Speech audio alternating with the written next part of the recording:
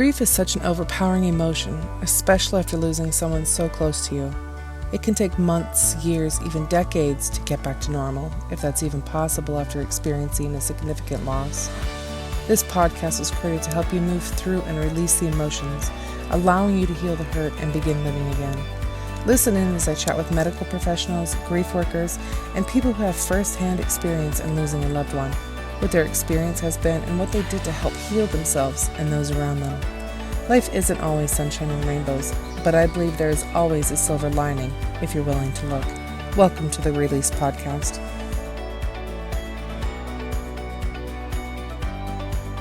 Hi, welcome to another episode of Release Grief Podcast. Heck, I can't even get it out.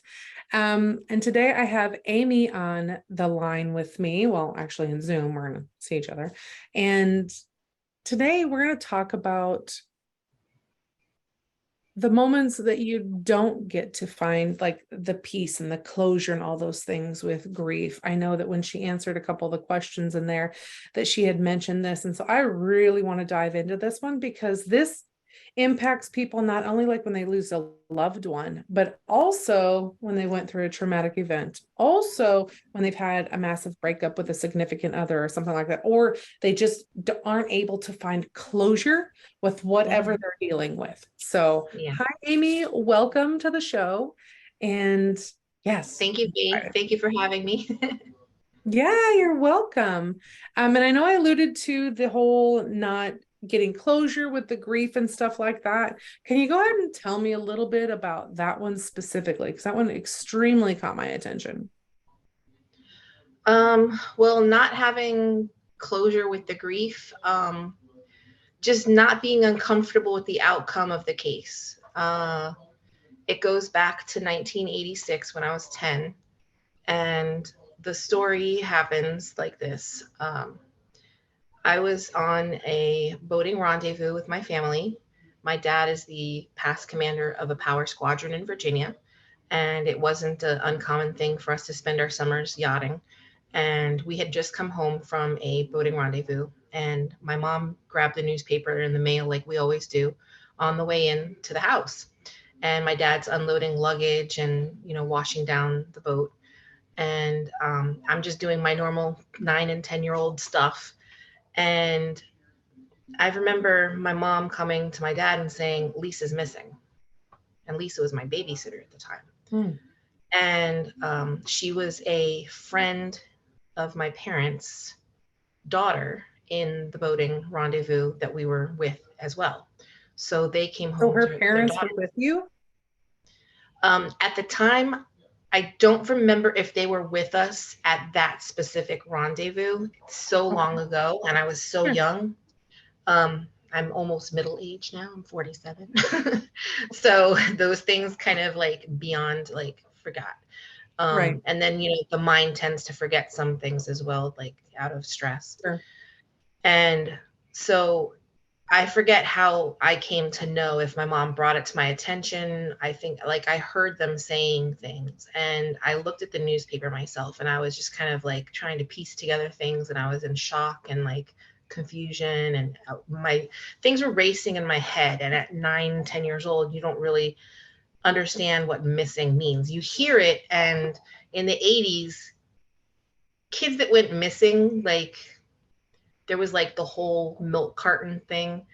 And you really didn't hear about kids getting found much. No. So it scared me. And so my parents reached out to her parents, and, they weren't able to get them on the phone. They weren't really answering because they were just completely 100% distraught. And then a day or two went by. They had looked for her. What had happened was, I do remember now. Okay. See, it's crazy how things come back. She was shopping at Giant Food Store with her mom, and she was expecting to get a phone call at home from her boyfriend. So she told her mom, I'm going to walk home. And it wasn't unheard of for her to do that. How old was she? She was about 15. Okay. She was about 15. I want to say like 15, 16. Okay. And she walked home about a quarter of a mile from Giant Food Store to her house through like a wooded area, which was always frequented by just a lot of different people, Mm-hmm. normal people, vagrants, everybody. It went up behind, this is in Virginia, in Dale City, and it happened like right behind the recreation center that I grew up swimming at competitively. And Okay. so it was very like everybody, this whole situation hit home for everyone that knew her. Um, she she walked home, and her mom had gotten home later that day after the shopping, at the giant food store. It was like, why isn't Lisa here? They started looking for her, nothing. They called the cops, made the report. 2 days went by, nothing. Then they found her. She was Mm. found face down in a creek bed, passed away. Blunt force trauma to the head. To this day, they don't know if it really was truly murder or if it was her falling and hitting her head on some kind of rock or blunt force trauma from some other instrument that she may have hit, like a boulder or something, and Mm-hmm. then drowned in the river. There was conflicting, according to my mom, I remember her telling me there was conflicting stories where sometimes in one newspaper she was wearing clothes, something, and another one said she wasn't wearing clothes. One said she was wearing pastels, one said she was wearing white. So, years go by and you're left with this non-closure of not having said goodbye, not having, and she was like a sister to me. Like when I was little, I went through a lot of like trauma from kids being, manipulative and picking on me. I was Right. really tall for my age, so I looked a lot older.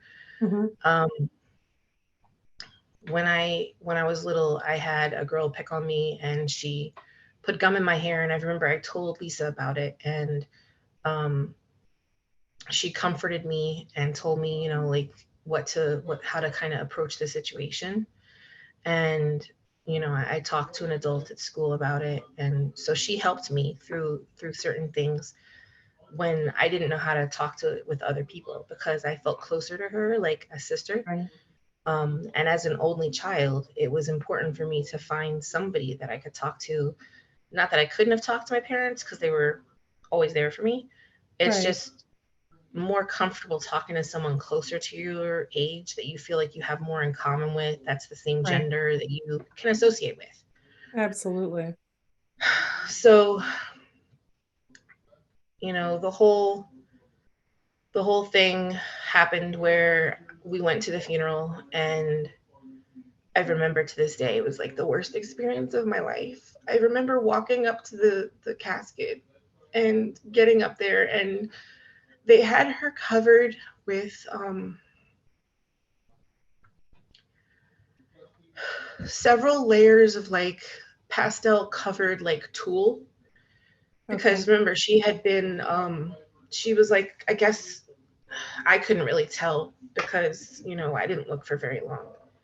I almost passed out. I kind of fell to my knees and like started crying, and my mom had to pick me up and bring me back to the chair. But I think that the reason that they did that was because they didn't want you to see what she really looked like after 3 days in a creek bed face down Mm. in water. So it It's wasn't a covered shocking. casket, but it was kind of like, filtered, and for a Right. reason, I'm sure. And so like that was my first, real experience with seeing somebody pass away right there in front of you at age 10, and it stuck with me. And to this day I can't go to an actual open casket funeral. I will only go to the part where they go to like the gardens at the burial part where it's closed, and they Yeah. are doing like the recital part, and the people put the flowers on them, and they're there. Mm-hmm. I can't handle it.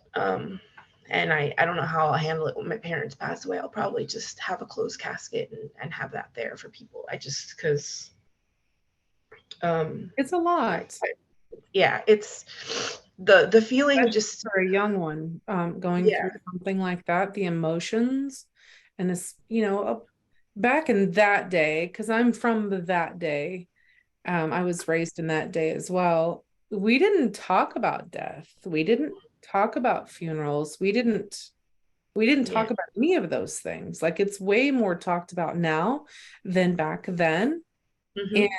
I remember the first funeral that I went to, and I was about the same age, and it was for a little baby. It was an infant.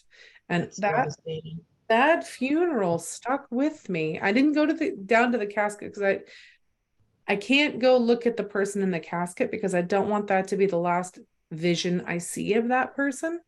Now, if that's a good thing or a bad thing, I don't know because I don't really ever have a closure with it at that point. Yeah. Because I always want to see them in their vitality in my mind. But that funeral stuck with me still. It's very extremely vivid, that Oh, funeral. I'm sure. Yeah, it's And very I've been to raw. countless ones after that, but that one, my first one, Yep. hmm, Yeah. And we weren't able, that was near our hometown where the viewing and everything was at the church. hmm, And then they took her to her original family's hometown in like a few hour drive away for the burial. So we weren't able to go to that. My dad had to work the next day and it was like later in the afternoon. okay, So, if I didn't go to that, I wouldn't have been able to have any closure at all, if that's what you even want to call it, which to sure, me was just kind of like, it, it wasn't even for me closure. It was more like just like an exacerbation of frustration and anger already that was there, of not knowing why, how, and who did this to her, and how this could happen to somebody that I love so much, like as so right, young. And like I just had so many questions that will never be answered. right, And I've had to kind of like, I've learned that, well, suppression isn't healthy, obviously. And so I've never really been able to suppress things revolving, her. But there was something that I was, revolving around anger, frustration. My mom called to, give her condolences to her mother. And her mom, apparently, my mom told me this years later. She goes, Lisa's mom asked if, I wanted to bring you over one day to her room before she, packed all of her stuff and donated it to whatever.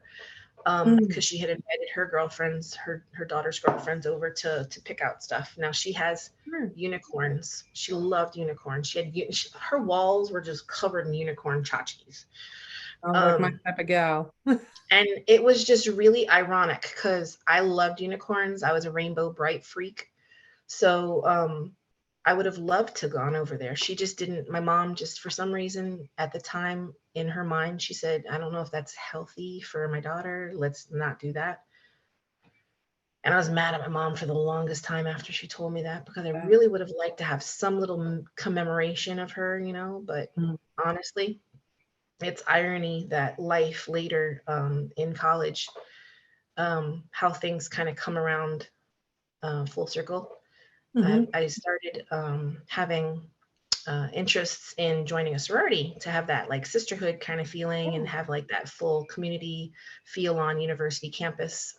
So I joined Delta Phi Epsilon. And I don't know if you know that sorority, but their mascot is the heard of it. unicorn. Oh, So really? No, I didn't yeah, know that. and I had no idea until I was joining. And so it was just kind of odd. And Lisa's favorite color was purple, and their colors are purple and gold. So I just kind of looked at it as for face value. I didn't think, oh, this is a sign or anything, but Mhm. all things just kind of came full circle, and I look at it as just something that keeps reminding me that she was in my life for a reason. She was something to me at some point. She did help mold me in some positive way. She helped me through a time when things were really rough, because that girl that put gum in my hair, because of it, I developed a childhood OCD called trichotillomania. And so Lisa was able to help me, find a way through therapy, by learning how to do beading and stuff. And And what is that? What is that word you just? trichotillomania, Yes. trichotillomania, it literally means, it's Latin for hair pulling mania. So it's literally people who Okay. pull their hair. And it's actually not very rare. People, it's like 1 in 200,000 people, I believe, have it. And you literally can just sit there and you will pull your hair out. Okay. And so yeah. Um, so like it's a trauma, it's usually a trauma-based childhood disorder. You can Okay. develop it in other times in life, but because of that, her helping me through was one of the things that is a lasting effect on her legacy through my life, I think. And That's that's one of the things I fantastic. carry. Yeah. Yeah, and I think that obviously that was a sign, like she was guiding you without, being here, trying to guide you into, the epsilon that you were in, or the sorority that you Yeah. were in, with the color, Yeah. the unicorn, and all of those things. Yeah, and I know in your bio thingy, when you filled out the questionnaire, you mentioned a poem that you had written. Was this when you wrote that poem, like when you were at college at that time? I actually wrote that in college. Yeah, I'm trying to remember what year. I was in Broward College when it was BCC, when it was Broward Community College. That was in 1998. Mm-hmm. Oh, I wish I could remember my own poem for word. Um, that's embarrassing. No, it's not embarrassing. I haven't read it in like so many years because I created it, wrote it. I literally sat in like a 15-20 minute session, wrote it. It just kind of came to me. And then I nipped and tucked it a little bit after that, but it was pretty much done in one sitting, one Mhm. go. And then I won the symposium that year, first place in poetry. Um, and then the gist of it is it's literal and figurative, and Mhm. you had to have some kind of a literary form.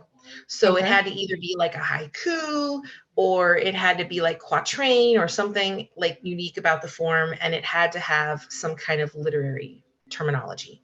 So I made mine literal and figurative language. The Okay. literal component was that it was literally about, if you read it face value, about one of those old fashioned 1970s, 80s music boxes with the little ballerina where you open it up and she Okay. spins when you twist the little thing, and it goes ding, ding, ding, ding, ding, ding, ding, ding. Yep. And you put your little baubles in there and then you shut it and she's quiet.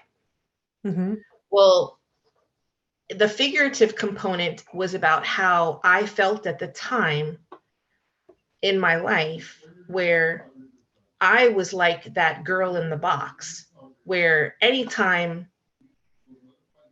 I was in this relationship with someone, he could just open the box, make me spin at the turn of his finger, and then whenever he was done with me, just shut me off.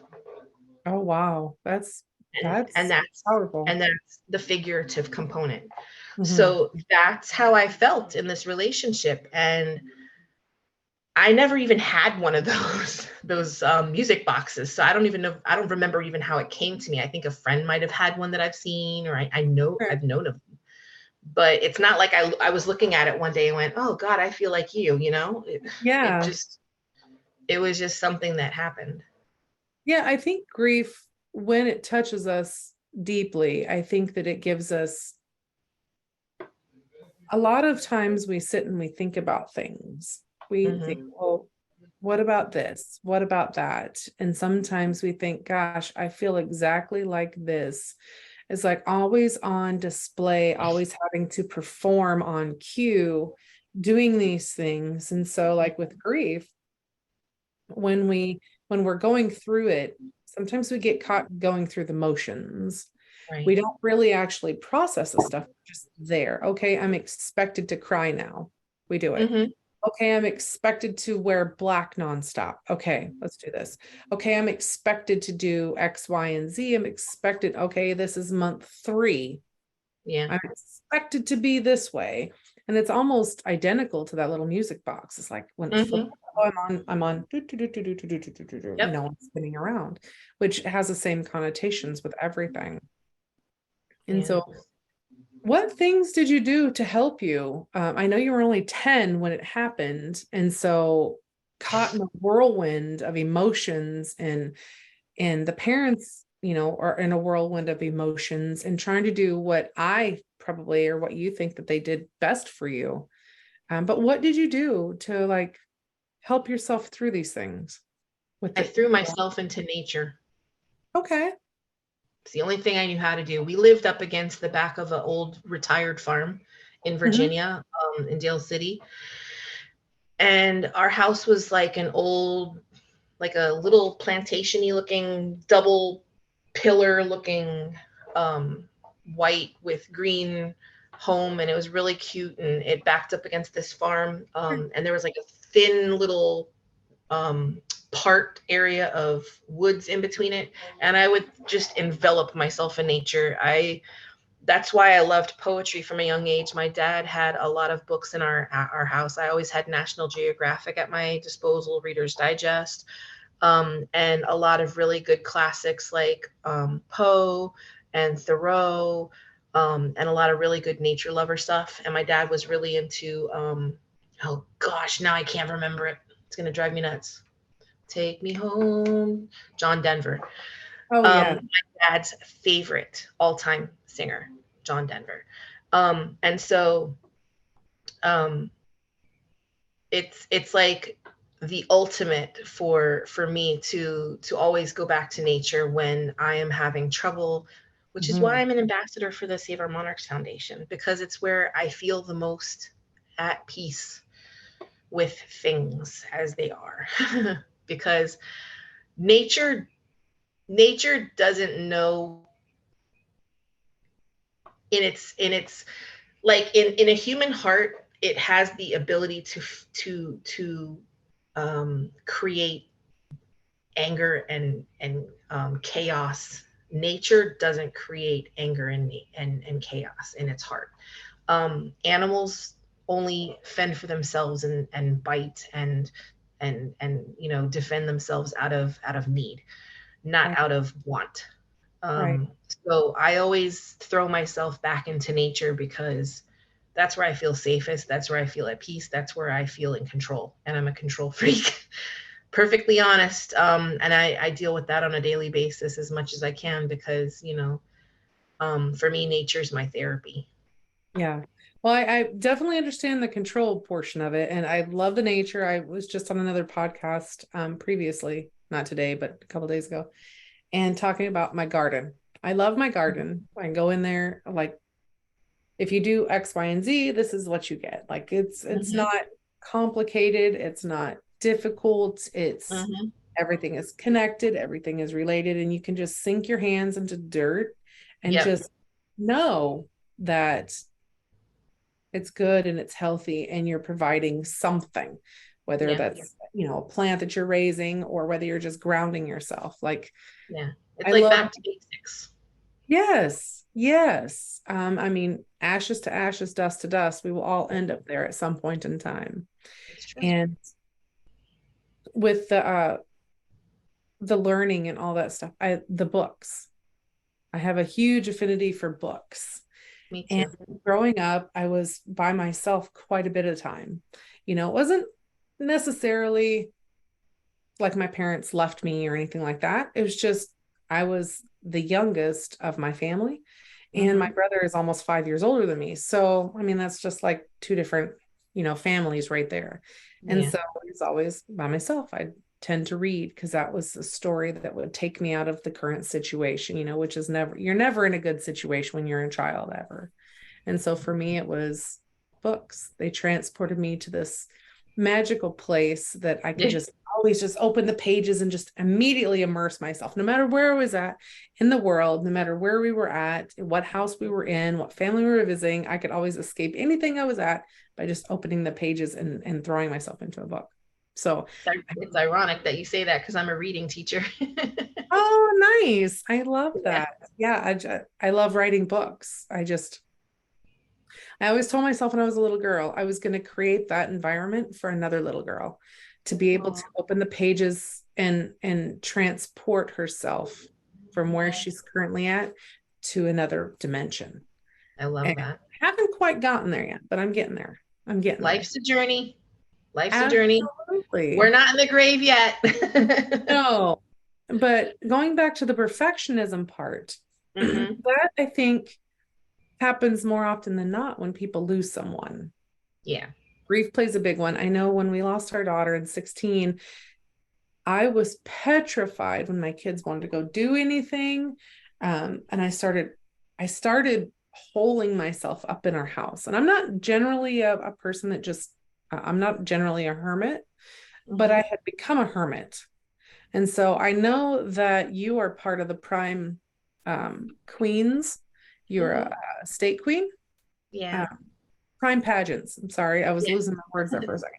That's okay. And I had just found out that my granddaughter had passed in 2021, and I was starting to go back into that mentality of like, I need to seclude myself, and I could feel myself. It was almost like I was going into 2.0 version of losing my daughter in 16. And I'm like, and not so again. I joined prime pageants to make myself get out there and push myself to not fall back into that pattern, or to, because you can't control anything. Like in the real gist of things, the only thing you control is yourself and your actions and responses. That's it. Yeah, that's true.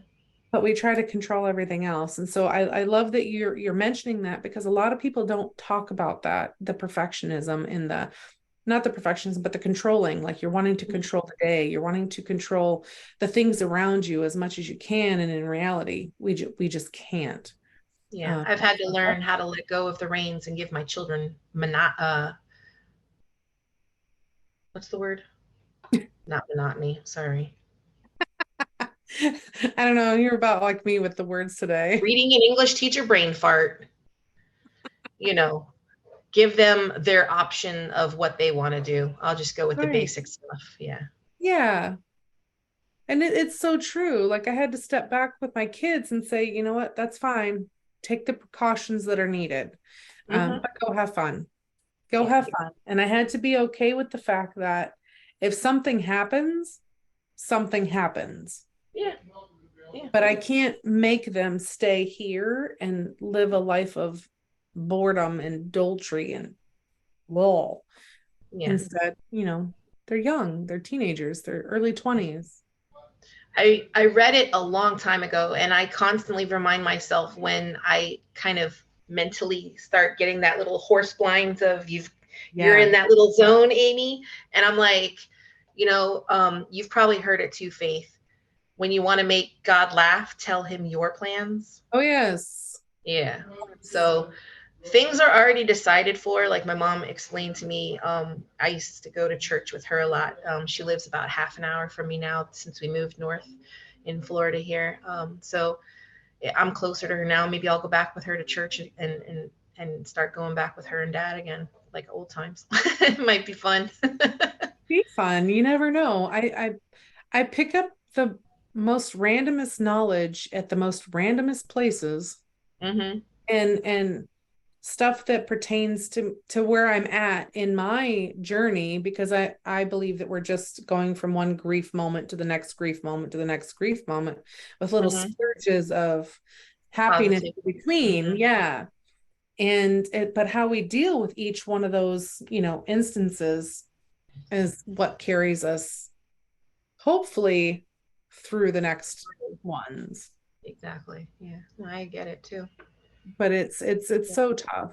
It's so tough. So what are you doing now? Tell me about the things that you're doing now.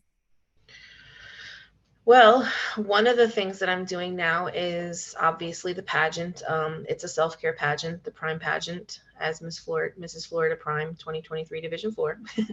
I am doing a lot of self-care and self-inclusion in my life, and trying to spread myself out there and do more things and be more visible in my community, and get involved in things that I would have thought about twice before and thought, the negative of, and said, no, I'm not going to do that, because not in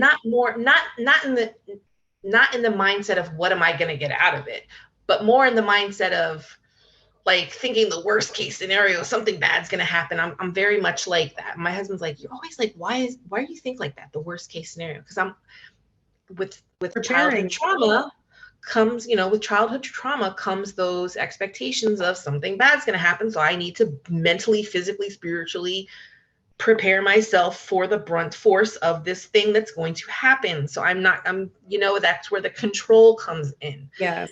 And it's all interconnected. And that's Yes. the scary part of it. But So, here's something else you could add into that when you start going down that little rabbit hole. oh And you boy. think, oh my gosh, what's the worst that could happen? And you start listing off all the bad things. You should Mm-hmm. also list off, okay, what's the best that could happen and go to Exactly. that, because Yeah. I think that sets your experience up as well, or just walking in with no expectations and just like, here Mm-hmm. I am, move my feet and guide my heart wherever it needs to be, like boom, let's just do this. And Yeah. that was kind of my thing with Prime. I'm like, Yeah. I don't know why I'm here, because I'm not a traditional pageant gal, but move my Yeah. feet, put me in place, and guide me. Yeah, and something else that we started doing, I'm trying to put my daughter into Girl Scouts, and I noticed that the other day when I went on to the Girl Scouts, typed in my zip code here, and I noticed that there wasn't really a Girl Scout troop here that is going to allow me to have them both in the same troop. There are some, but they just are full. Right. There's one that the people are trying to build and the moms have the kids signed up for it, but they don't have a troop leader. So I'm thinking about doing troop leader, which is cool because I'm a Ooh, lifelong Girl girl. Scout. So I'm like, oh God, that's really what I need to add to my plate right now with everything else. Like, But that's a lot of responsibility. I can hear you. yeah, A lot that I'm gonna have to do with that. Like, but I'm also good with it. Like, as far as like, I know all about the badging, I know about bridging. yes. I'm a lifelong Girl Scout, so I know, I mean, it's been since 1988 since I've done it, but a bit has changed, I'm sure. Eh, But once a Girl Scout, always a Girl Scout. I'm dying to get my kids into it. They want to do it. I want them to meet girls in the neighborhood.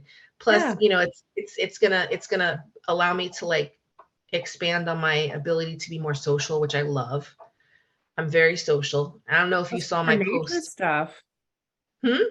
Plus with your nature stuff. Like Yeah, that's and I'm huge into the butterflies. I'm huge into conservation of pollinators as a whole. yeah. And I love to share everything that I learned as a Girl Scout, from using the Maxwell House can, popping holes in it and frying a burger on it, to how to like cut your ankle and bleed it from a snake bite. I mean, like the crazy things Right. we learned as kids that some things you don't do anymore. But Right. Well, this plays great into the whole, like, what's the worst that could happen? If you know the worst, then can be prepared. Like, okay, if we get a snake bite, this X, Y, and Z is what we need to do.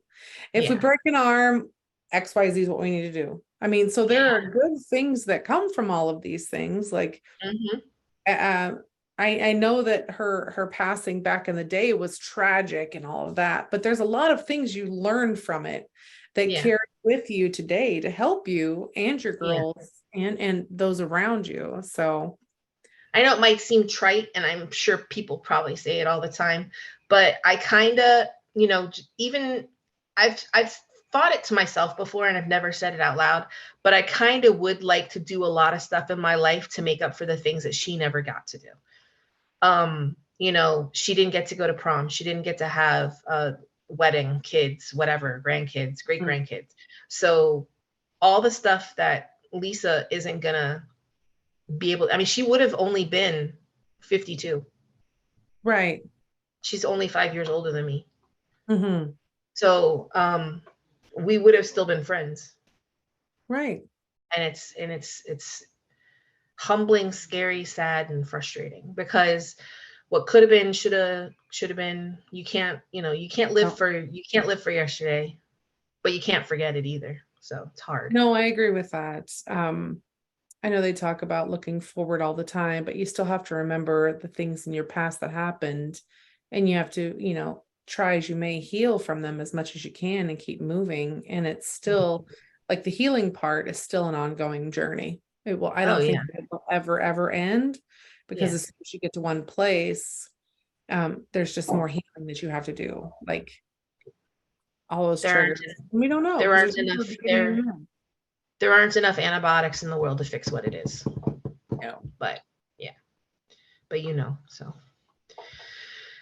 Yeah, there's other things that I'm doing too. Like I'm trying to branch out in my new digs here and check out the community. I got myself a bicycle, so I'm trying to like stay healthy, and I'm going to the gym a couple times a week as part of my um, self-care. I'm doing the gym 4 times a week, and then I'm biking 2-3 days a week, like for 20-30 minutes around the neighborhood after dinner, because it's like when it's not like ridiculously painfully Right? hot outside.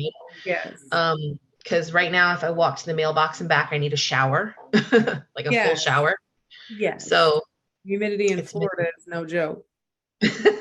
No joke. it's so nasty. And I've lived here since I'm 14. I feel like I should be used to it by now, but I think like honestly, You it get gets used to it. hotter every year. When I first moved down here, I remember it being like 82, and that would be hot. Now it's like 95, and they say it feels like 100. And I'm like, it feels like 1,000. But Right? yeah. So So I I have a think, question for you. yeah. Yeah. Whenever you get done, I have a question for you. No, I was just gonna say, I think like, all the things I'm doing kind of tie in with the topic of grief, because doing things for yourself, getting out there, putting yourself out there, trying to get healthy, it's all part of the mental battle of becoming healthier spiritually and physically. Yes. Because you literally physically feel ill during these times when something like that happens. You Right. will physically be ill. You will mentally be going through things, you know, more than me. I mean, it hits you definitely closer with losing a loved one in your immediate bloodline. Um, I can't even imagine that. And there are no words. No, that's a big And thing. so like trying to do something, it is like the hardest thing to do. It's like that first step. Yes.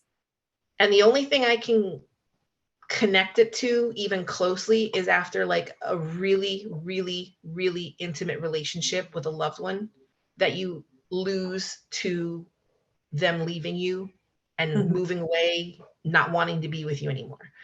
Right. Um, it's the closest thing, and it's not even close, because they're still there in the world. Right.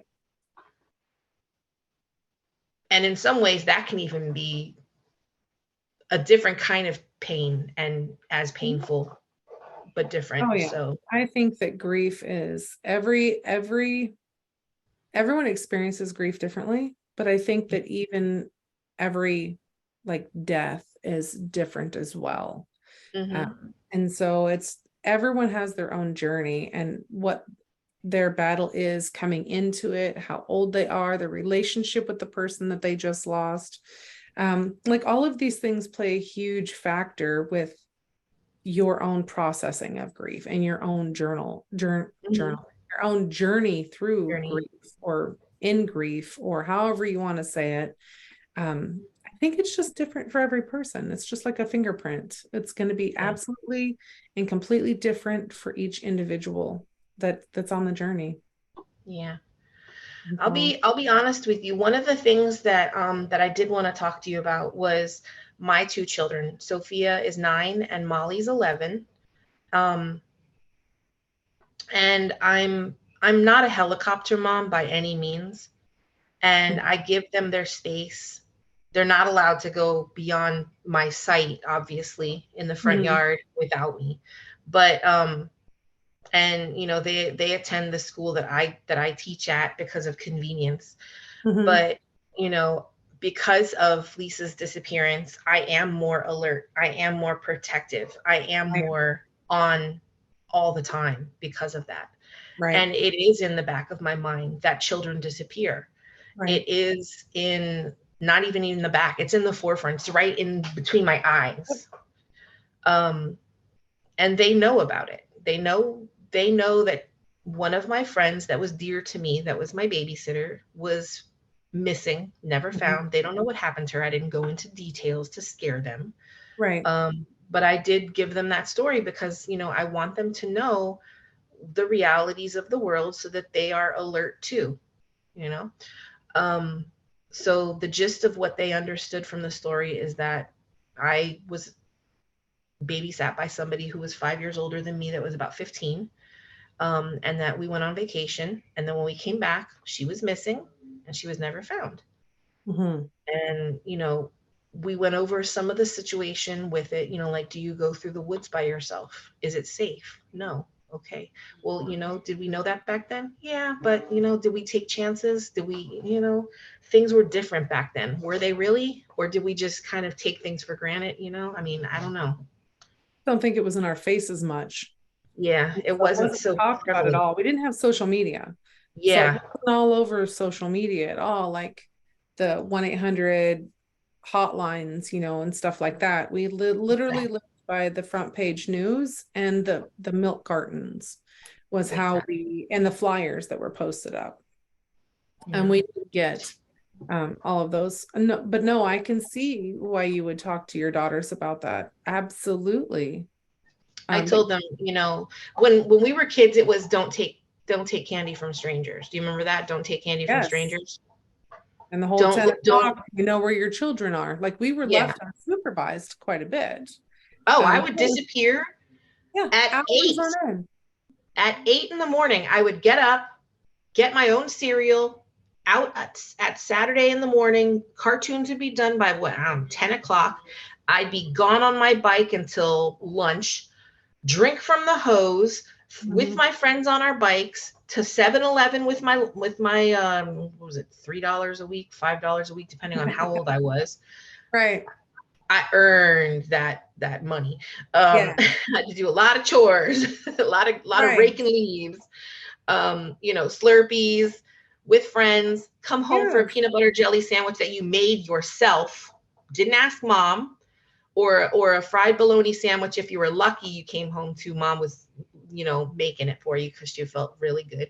And you would come home for dinner without having to be called because you knew what time dinner was served at 5:30 or 6 or whatever time dad got Oh, home from work. There was expectations and stuff. So it was just, times were different, things were different. Social media wasn't even in our brains at the time. we And didn't have so, internet. There was no internet.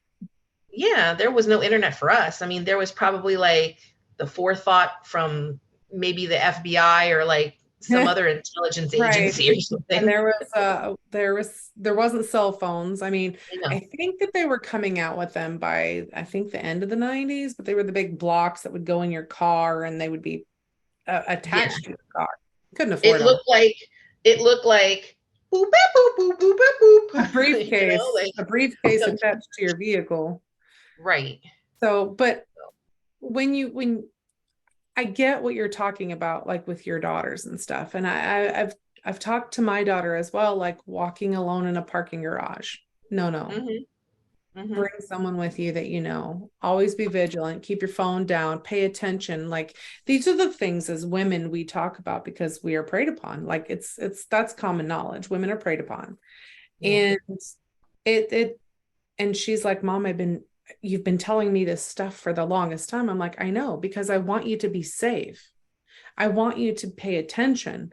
I don't want to get a phone call that something has happened to you when it could have been prevented if you'd have been paying attention, all of those things. And so I said, well, maybe you need to go into self-defense classes. Maybe you should take I think every woman should have self-defense classes. I personally believe every woman should know how to shoot a gun. These are things that I believe. Self-defense, like we should never be these creatures that don't know how to defend ourselves or have to rely upon someone else to do it. Complacency. Yeah. Yes. And I think that back in the day, that's what it was. Women didn't do a lot of self-defense back in the day. Women didn't like do a lot of shooting back in the day. They just didn't. But we didn't talk about like missing children. It's like, oh, it was so far removed from our family table because it's like, oh, there's another child missing. There's another child we see on the box, but it was like nobody that we knew. Right. Like you have these levels of removal. It's like, oh, It well, never hit close enough home to make us yeah. wonder. Yeah. Mm-hmm. It's like, well, that sucks. I feel bad for their parents, and their family members and their siblings and stuff like that. But it's like, Yeah. okay, dinner served, and then Yeah. you went about your day. Exactly. It makes you, when something like that happens, it makes you question a lot of things in your world, like, why weren't we talking about this? Mm-hmm. Why wasn't this a bigger discussion? Why, and not that she was unsafe or anything like that. I don't know the story. I don't know what happened to her. I don't know if she was like sexually assaulted. You didn't mention any of that, so I didn't want to ask because I don't know how they reported it. If they did report Right. it, no, because if that was the case, then it would imply murder more than, something else. Right. Right. And so it's like there's so many nuances, but back in the day, they didn't have the internet to be able to get 50 million, you know, clues, I should say, or Yeah. did Little they? pieces of information. Yes. I mean, those are generally everywhere. And so And now all there's like cameras in front of every place. So like you can catch people walking by somewhere. It was last seen here walking, and they right. got like time, the time recorded at some point. And their And phone pinged off this tower and they went through this exactly. viaduct because, the cameras were there snapping photos of the cars going by. And Yeah. I mean, there's so much nowadays, but My bearded I, dragon's like trying to get out of her tank. She's angry at me. I gotcha.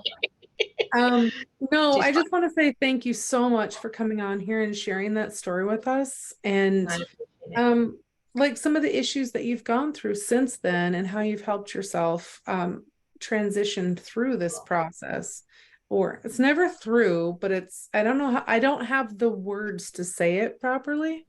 Because you don't ever go through grief. You're always in grief. It's just a matter of the degree to which it's haunting your day. Yeah. But it's never through it. But I never have the Yeah. right words.